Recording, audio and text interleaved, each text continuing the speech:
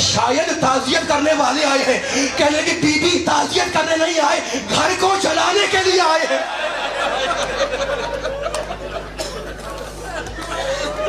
آپ رو رہے ہیں. دیکھو میں ہاتھ جوڑ کے کہوں گا ایک جملہ, بی بی واقعی صدیقہ ہے, طاہرہ ہے, مطہرہ ہے. بی بی نے یہ جو کہا تھا نا, صبت علیہ مصائب لو انہا صبت علی الایام سرنا لیالیا. فضائل تو پڑھ گئے, دو جملے تم جس مقصد کے لیے مجلس کا انعقاد کیا گیا ہے. کیا کہا بی بی نے؟ مجھ پر وہ مصیبتیں پڑیں کہ اگر روشن دنوں پہ پڑتی تو وہ رات بن جاتے ہیں. میں کہوں گا بی بی آپ نے جو کہا ہے نا, اس سے بڑا سچ نہیں ہے کائنات کا. واقعاً آپ کی مصیبت کائنات کی سب سے بڑی مصیبت ہے. لیکن بی بی ہاتھ جوڑ کے ایک جملہ کہوں گا, آپ کی ساری مصیبتیں حجرے کے اندر کی اور زینب کی ساری مصیبتیں حجرے کے باہر کی. بس بی بی کا آخری وقت آیا, اپنی کنی علی سے وصیتیں کی. علی نے وصیتیں سننے کے بعد اپنی وصیتیں کی, وصیتیں کر چکے تو علی مسجد میں جا کے بیٹھ گئے. ادھر بی بی نے اپنی کنیز کو بلایا اور کہا کہ میں حجرے میں جا رہی ہوں, جب تک ذکر الہی کی آواز آتی رہی سمجھنا کہ میں زندہ ہوں, اور جب ذکر الہی کی آواز بند ہو جائے تو سمجھنا خدا آپ کی آوازوں پر رحم کرے. دیکھو یہ چھوٹی عبادت نہیں, تم رو رہے ہو تو سمجھنا کہ فاطمہ دنیا میں نہیں رہی. ادھر بی بی حجرے میں گئی, کنیز دروازے پر بیٹھ گئی. بی بی تسبیح پڑھ رہی ہیں, بی بی نماز پڑھ رہی ہیں, بی بی تلاوت کر رہی ہیں. ایک مرتبہ جانتے ہو تسبیح کی آواز بند ہوئی. کنیز نے مجھے بتاؤ کیسے علی کو خبر دی. ہمت نہیں تھی کنیز کی کہ زبان سے کچھ کہے, سر سے چادر اتاری علی کے قدموں پہ ڈال دی.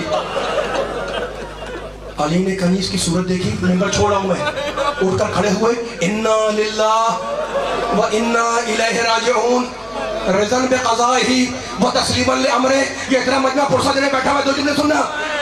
شرفا بیٹھے ہو, تمہاری آنکھوں میں آنسو ہے, خدا ان آنسوؤں کو رومال سیدہ میں جگا دے. گھر میں آئے, اندر داخل ہوئے. وصیت کی تھی نا کہ علی اپنے ہاتھوں سے غسل دینا. جس حجرے میں علی غسل دے رہے تھے, میرے پاس الفاظ نہیں ہیں, حجرے کے باہر علی کے چاہنے والے دوست کھڑے تھے. ایک مرتبہ غسل دیتے دیتے علی نے بلند آواز سے رونا شروع کیا. دیکھو تمہارے بھی دوست ہوں گے, میرے بھی دوست ہیں. دوستوں کا کام یہ ہے کہ جب دوست پر کوئی مصیبت آئے تو اسے تسلی دیتے ہیں. وہ علی کے دوست جو حجرے کے باہر کھڑے تھے, جب انہوں نے علی کے رونے کی آواز سنی تو وہیں سے پکار کے تسلی دینے لگے, مولا آپ تو فاتح خیبر ہیں, آپ تو سید الصابرین ہیں, آپ رو رہے ہیں. رو کے کہنے لگے میں کرنا تو چاہ رہا ہوں صبر, لیکن کیا کروں, پہلو کا زخم مجھے صبر کرنے نہیں دے. آخری جملہ, اپنے ہاتھوں سے غسل دیا, اپنے ہاتھوں سے کفن پہنایا.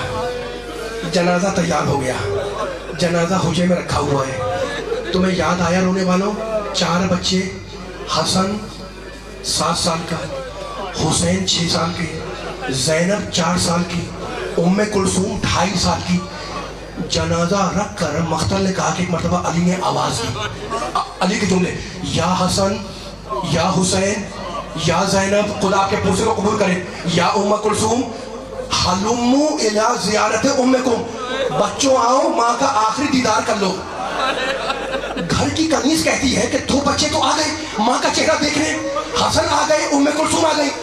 گھر کی کنیز کہتی ہے, مقل کہتا ہے کہ 2 بچے آ گئے ماں کا چہرہ دیکھنے, حسن آ گئے, آخری جملہ, حسن آ گئے, ام کلثوم آ گئی, اور 2 بچے وہیں دروازے پہ کھڑے رہے. چھوٹے بیٹے کا ناز دیکھا, حسن آ گئے, ام کلثوم آ گئی, حسین وہیں کھڑا رہا, زینب وہیں رہی. علی نے آواز دی, بچوں آؤ ماں کا آخری چہرہ دیکھو. ایک مرتبہ حسین نے پکار کے آواز دی, بابا ہم اس وقت تک نہیں آئیں گے جب تک اماں ہمیں ویسے نہ بلائے جیسے مریم نے عیسیٰ کو بلایا تھا. ایک مرتبہ بندے کفن ٹوٹ گئے, ایک ہاتھ سے حسین کو بلایا, دوسرے ہاتھ سے زینب کو بلایا. بچے دوڑتے ہوئے گئے, ماں کے سینے سے لپٹ گئے. جبریل کی آواز آئی, علی بچوں کو